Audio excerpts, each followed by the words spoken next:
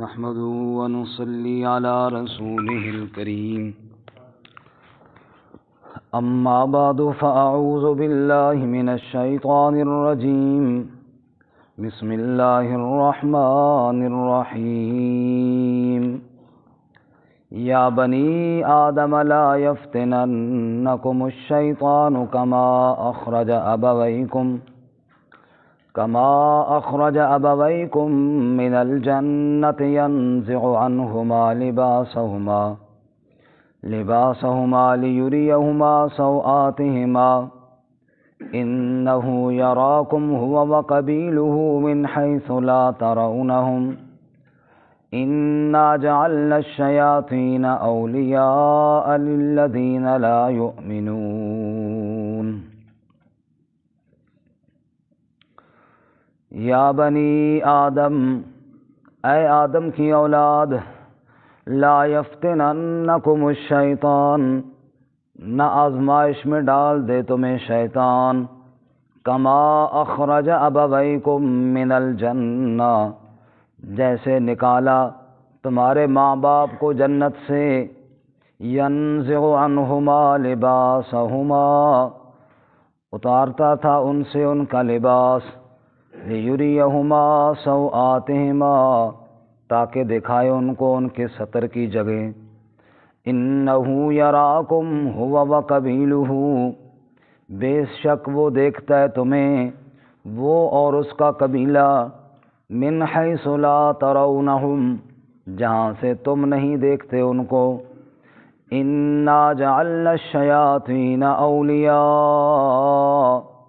بے شک ہم نے بنایا شیطانوں کو دوست، للذین لا یؤمنون، ان لوگوں کے لیے جو ایمان نہیں لاتے۔ سبحان ربک رب العزت عما یصفون وسلام علی المرسلین والحمد للہ رب العالمین۔ اللہم صل علی محمد وعلی آل محمد كما صليت على إبراهيم وعلى آل إبراهيم إنك حميد مجيد۔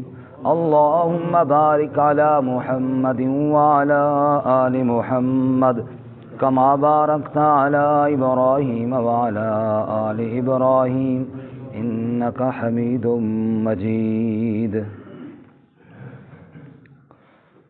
معزز سامعین، سورۃ الاعراف کا تیسرا رکوع آیت نمبر 27 آپ کے سامنے تلاوت کی ہے۔ اللہ رب العزت اس کے مطابق صحیح بیان کی توفیق عطا فرمائے، آمین، اور ہمیں قرآن و سنت پر عمل کرنے کی توفیق عطا فرمائے، آمین۔ گزشتہ سبق میں آپ حضرات نے سنا، اللہ رب العزت نے لباس کا تذکرہ فرمایا اور بتایا کہ میں نے تمہارے اوپر بہت بڑا انعام کیا کہ تمہیں لباس والی نعمت عطا فرمائی، جس سے تمہاری پردہ پوشی بھی ہوتی ہے، تمہارے زیب و زینت کا باعث بھی بنتا ہے۔ ساتھ ساتھ یہ بات بھی بتائی کہ وہ لباس التقوی ذالک خیر، تقوی کا لباس بہت اچھا ہے، اس تقوی والے لباس کو بھی اختیار کرو تاکہ تمہاری بدکاریاں، تمہاری بدعمالیاں، تمہاری بد اخلاقیاں وہ بھی چھپ کر رہیں۔ آج کے سبق میں یا بنی آدم کے ساتھ دوسرا خطاب ہے۔ کل کا سبق بھی یا بنی آدم سے شروع ہوا تھا، آج کا سبق بھی یا بنی آدم سے ہے، اور اسی صفحے میں آگے دیکھیں آیت نمبر 31 بھی یا بنی آدم ہے، اور اگلے رکوع میں بھی ایک دفعہ یا بنی آدم آئے گا، تو کل 4 دفعہ یا بنی آدم یا بنی آدم یا بنی آدم، اے آدم کے بیٹو، اے آدم کے اولاد، اے آدم کی اولاد۔ چونکہ اس سے قبل آدم علیہ السلام کا واقعہ ہم پڑھ چکے اور سن چکے ہیں، کس طرح حضرت آدم علیہ السلام کو شیطان نے دھوکہ دیا اور ان سے وہ شاہی لباس جو جنت میں ان کو دیا گیا تھا وہ ان سے اتروایا۔ اس لیے آگے اللہ تعالیٰ ہمیں تعلق بتاتے ہیں، اوے آدم کی بیٹو، یعنی اصل واقعہ وہ اللہ تعالیٰ یاد کرانا چاہتے ہیں کہ جس طرح تمہارے بابا آدم کے ساتھ ہوا کہیں تمہارے ساتھ بھی ویسا نہ ہو جائے۔ آدم کی اولاد دھیان کرنا، کیونکہ انسان اگر غیرت مند انسان ہو نا اور ماں باپ کی عظمت اس کے دل میں ہو، تو جو غیرت مند انسان کے ماں باپ کے ساتھ اگر کوئی آدمی زیادتی کرے تو انسان کبھی اس کو اپنا خیر خواہ نہیں سمجھتا، اور زیادتی یہاں تک کرے کہ نعوذ باللہ لباس اتروائے۔ ایک منٹ کے لیے آپ سوچئے نا جی، آدم اور حوا علیہ الصلوۃ والسلام کو، چونکہ وہ دور ہیں تو ہمارے سب کے وہی باپ اور ماں ہیں، لیکن ایک منٹ کے لیے ان کو ذہن سے نکال کے لیے اپنے جو قریبی والدین ہیں ان کے بارے میں سوچئے کہ اگر نعوذ باللہ کوئی ان کے ساتھ بدتمیزی کرے تو ہمارا اس کے ساتھ کیا رویہ ہوتا ہے۔ اللہ یہی بات ہمیں سمجھانا چاہتے ہیں کہ وہ بھی تمہارے حقیقی ماں باپ ہیں، آدم اور حوا علیہ الصلوۃ والسلام۔ اور اگر کسی کے والدہ سے کوئی دوپٹہ کھینچے، غیرت مند اولاد جو ہے جان دینے کے لیے تیار ہو جاتی ہے۔ رب العالمین فرماتے ہیں تمہاری ماں اور تمہارے باپ سے اس لعین نے لباس اتروایا، تمہیں اس کو کوئی پرواہ نہیں کہ اس کو دوست بنائے یا دشمن بنائے، تمہیں کوئی احساس نہیں۔ یہ وہ لعین ہے جس نے تمہارے ماں باپ سے لباس اتروایا۔ تو تب اللہ تعالیٰ یہاں پہ یا ایھا الناس نہیں فرمایا، یا ایھا الذین آمنوا نہیں فرمایا، بلکہ یا بنی آدم فرمایا۔ اور آدم کے بیٹو، جس طرح بندہ ساتھ کوئی غیرت دلاتا ہے نا کہ تمہارے باپ کے ساتھ تمہاری ماں کے ساتھ یہ ہوا، آدم کے بیٹو کچھ غیرت کرو، کچھ سوچو کہ شیطان تمہارا کبھی دوست نہیں ہو سکتا، اس کو اپنا دشمن بناؤ، یہ تمہارا بہت بڑا دشمن ہے اور کھلا دشمن ہے۔ یا بنی آدم، اے آدم کی اولاد، لا یفتننکم الشیطان، کہیں تمہیں شیطان آزمائش میں نہ ڈال دے، فتنے میں نہ مبتلا کر دے۔ کیسے؟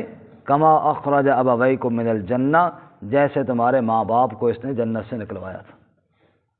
دھیان کرنا، تم سے بھی وہی کام کروائے گا، تمہیں جنت سے دور کر دے گا۔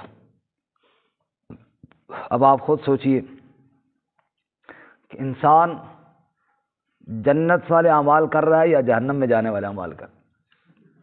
تو فرمایا دھیان کرنا، کہیں تمہیں جنت سے دور نہ کر دے، کہیں تمہیں جنت سے دور نہ کر دے۔ اچھا، اب آدم علیہ الصلوۃ والسلام کو دھوکہ جو دیا تو کیسے دیا؟ ہم نے پڑھا پچھلے رکوع میں۔ نمبر 1، وسوسہ ڈالا۔ نمبر 2، ان کو اس درخت کے قریب جانے کے بڑے فلسفے بتائے، تم فرشتے بن جاؤ گے، تم ہمیشہ رہو گے، ترقی کرو گے۔ نمبر 3، قسم کھائی، جھوٹی قسم کھائی۔ کتنے کام کیے جی؟ 3۔ آج ہمیں بھی شیطان کیا کرتا ہے؟ برائی کے وسوسے ڈالتا ہے، پھر ہمیں برائی کی لاجک اور بڑے بڑے فلسفے سمجھاتا ہے۔ او جی یہ جو سود ہے نا، تم نہیں سمجھتے، اس کے ذریعے آگے پیسہ جائے گا اور بڑی ترقی ہوگی، نفع آئے گا، پھر کامیابی ہوگی، پھر جناب ہم یہ کر لیں گے اور وہ کر لیں گے۔ یہ جو لڑکے اور لڑکیاں اکٹھے نوجوان پھرتے ہیں نا، آج کل کے دور میں یہ ضروری ہے جی، دنیا کے ساتھ چلنا پڑتا ہے، کرنا پڑتا ہے یہ سارا کچھ۔ او بھائی دکان کے اندر سارے مرد ہوں تو گاہک اتنے نہیں آتے، کاؤنٹر پہ ہم لیڈیز بٹھائیں گے تو گاہک زیادہ آئیں گے۔ یہ فلسفے سمجھاتا ہے، بڑا فائدہ ہوگا، کاروبار چلے گا، یہ جو ہوگا وہ ہوگا۔ آپ خود دیکھ لیجئے کہ یہ جو سوٹ ہے، ہر سوٹ کے اوپر لڑکی کی تصویر ہے، اور کس طرح ترتیب کے ساتھ شیطان ہمیں عریانی اور ننگے پن کی طرف لے کر جا رہا ہے۔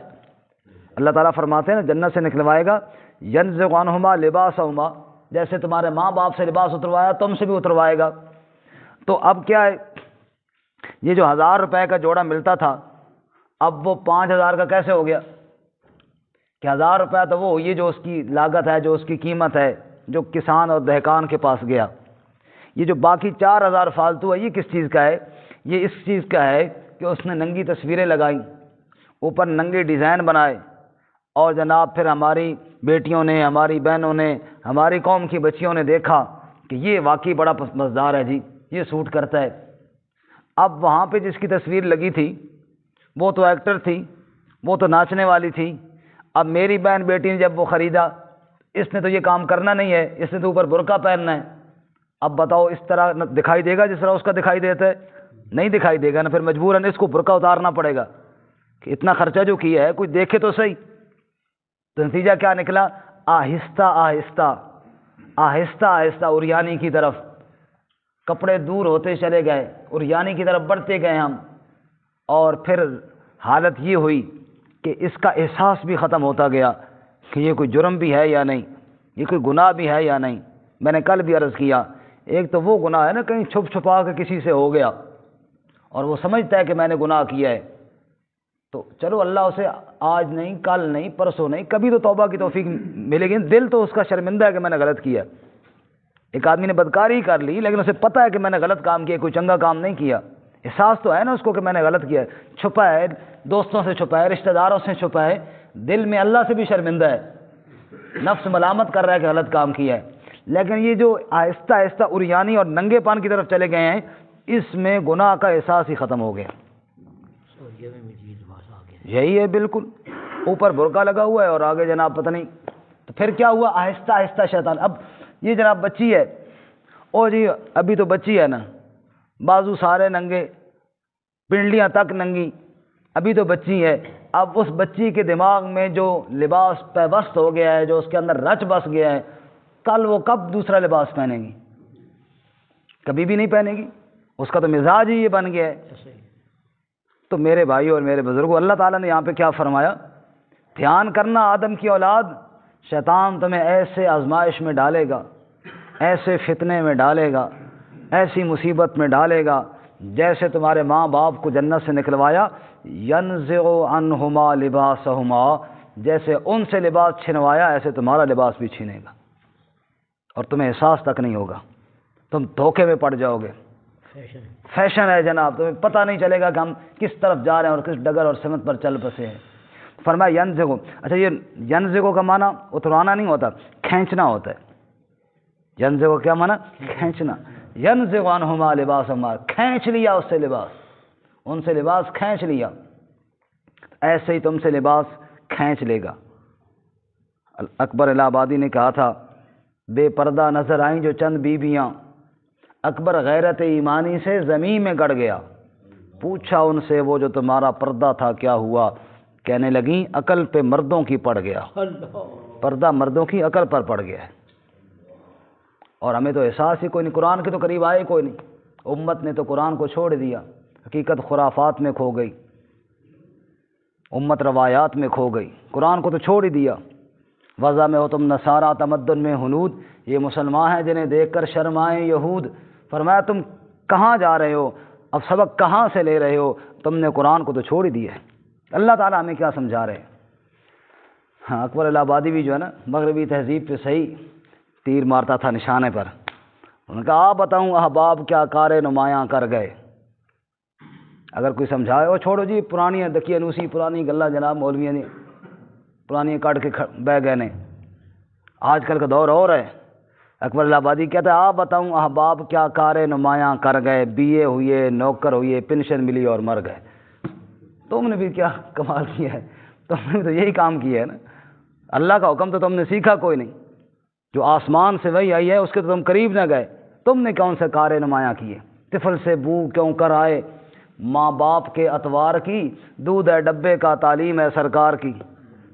اکبر الہ آبادی کہتے ہیں، طفل کہتے ہیں بچے کو، طفل سے بو کیوں کر آئے، ماں باپ کے اتوار کی، اور ماں باپ کا اس کے اندر طور طریقہ کہاں سے آئے؟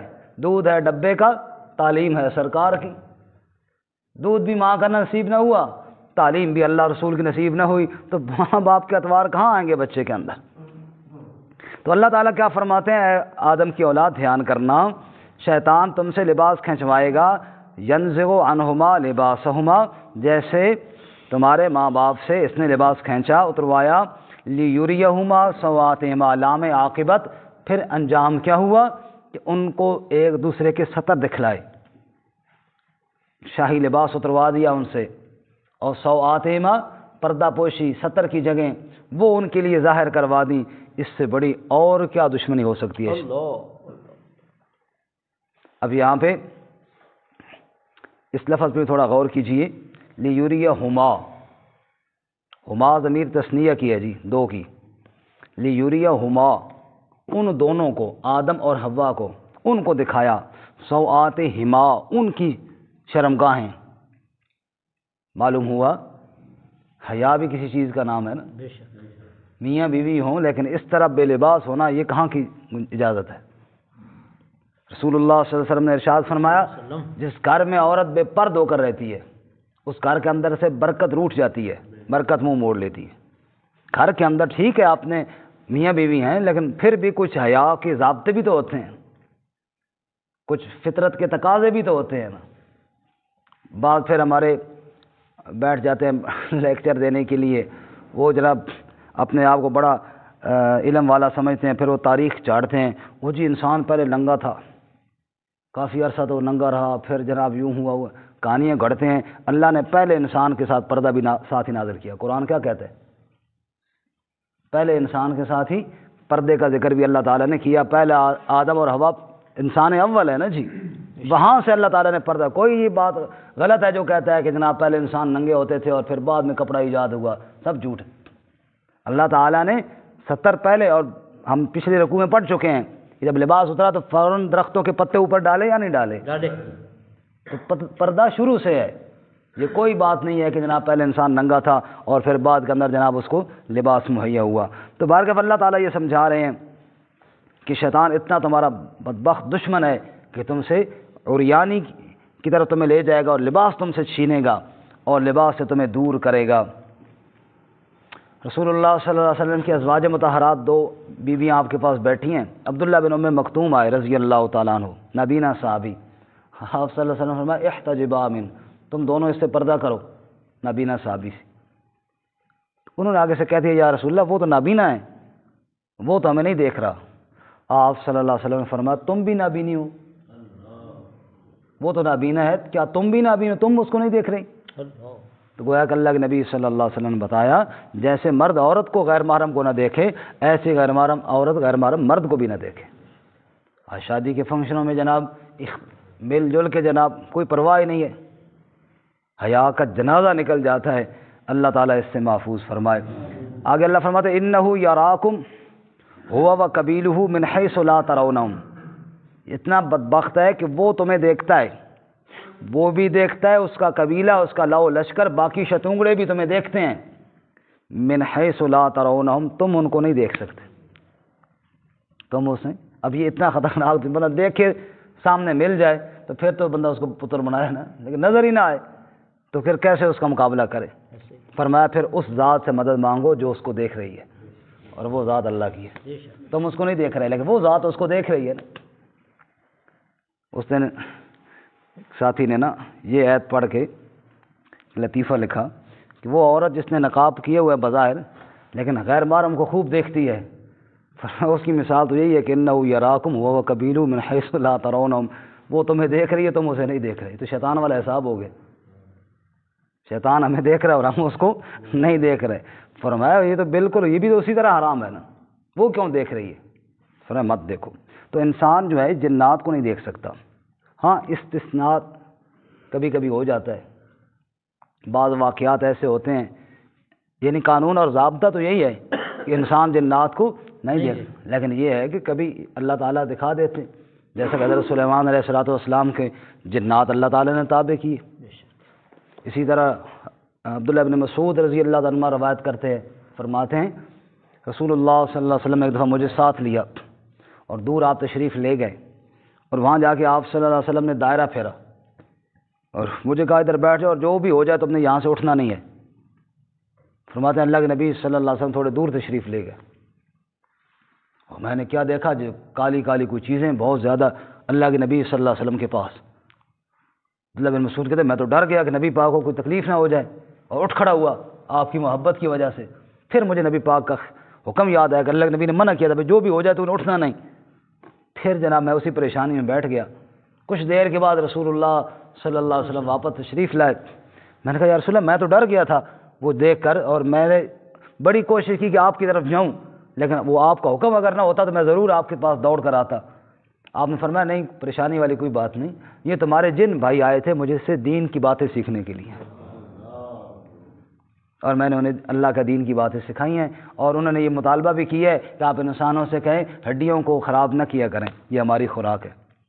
ہڈیوں کو غلاظت میں نہ پھینکا کریں، ہڈیوں کے ساتھ استنجا نہ کیا کریں، ہڈیوں کو گند میں نہ پھینکا کریں۔ اسی طرح جناب یہ چارہ وغیرہ جو ہے اس کو ضائع نہ کیا کریں۔ تب رسول اللہ صلی اللہ علیہ وسلم نے منع فرمایا، ہڈی کے ساتھ استنجا نہ کرو، کوئلے کے ساتھ نہ کرو، یہ جب جل جاتا ہے یہ ان کے کام آنے والی چیزیں ہیں، ان کو خراب نہ کیا کرو۔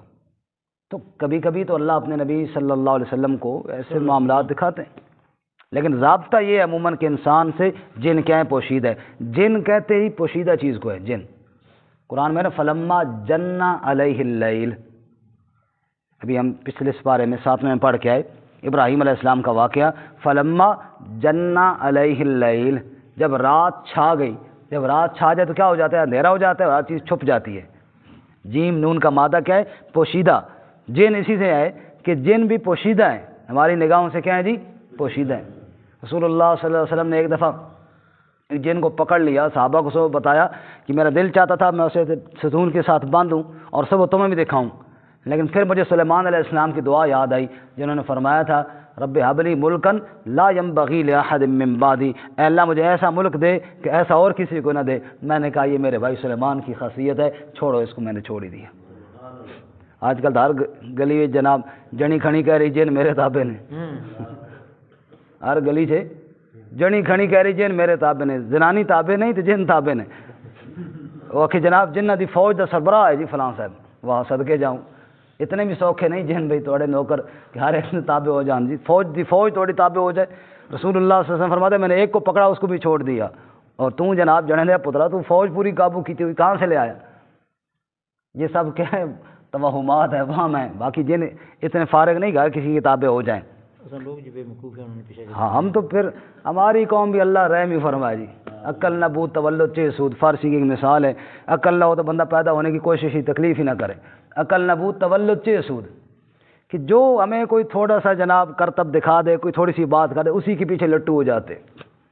ابھی پچھلے دنوں مالا کردی صاحب یہ تھے گونگو پیروں کو دم کرنے والے ترک سے جناب، وہ مجھے ہمارے ادھر کئی ساتھیوں نے کہا میرا بیٹا چونکہ نہیں بولتا، وہ جی دم کروا لو۔ میں کہا جب بڑا رش ہے میں 6 تک کرا سا، تسی کرا لو۔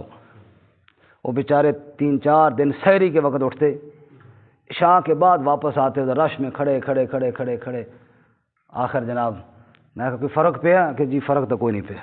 میں کہا چلو ساڈا بھی فرق کوئی نہیں پیا، گھر بیٹھے بیٹھے ساڈا فرق نہیں پیا، تو تھوڑے اللہ کے بندو کچھ اللہ کی طرف ہی رجوع ہونا چاہیے۔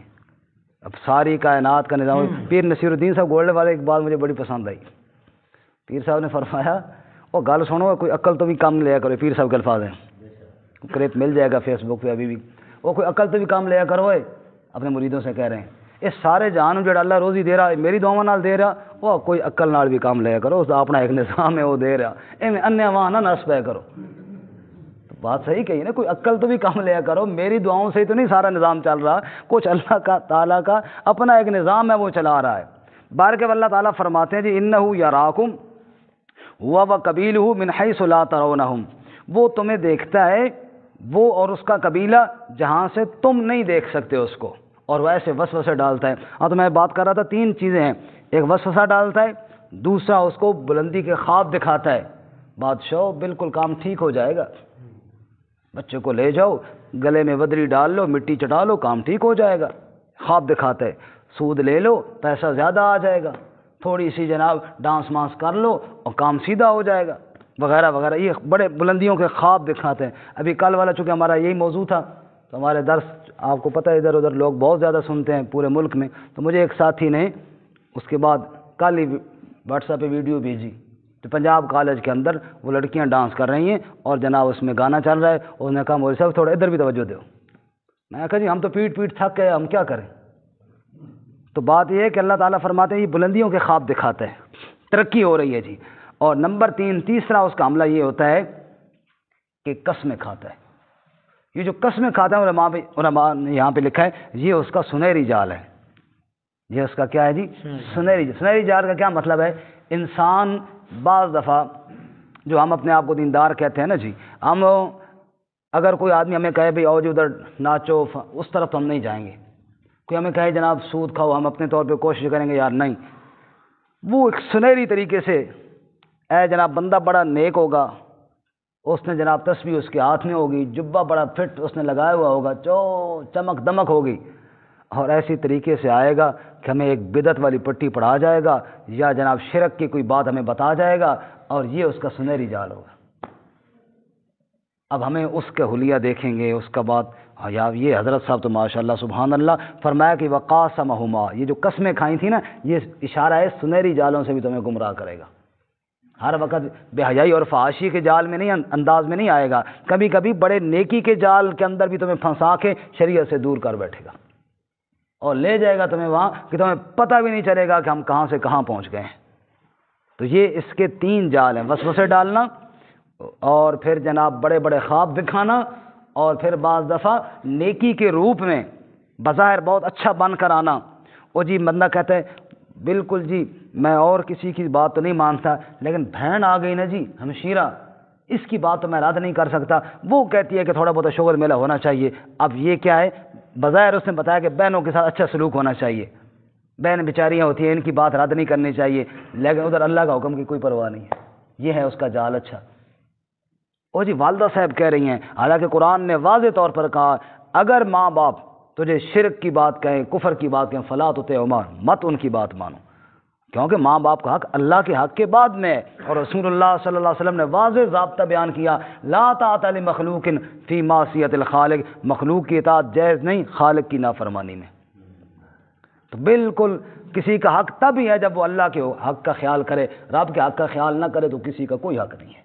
تو بہرکیف یہ شیطان کے جال ہیں جی، اللہ ہمیں ان سے محفوظ فرمائے۔ آگے اللہ فرماتے ہیں انا جعلنا الشیاطین اولیاء للذین لا یؤمنون۔ آخری بات اللہ فرماتے ہیں جو لوگ ایمان میں جتنے کمزور ہوتے ہیں نا جی، شیطان اتنا ہی ان کا دوست بن جاتا ہے۔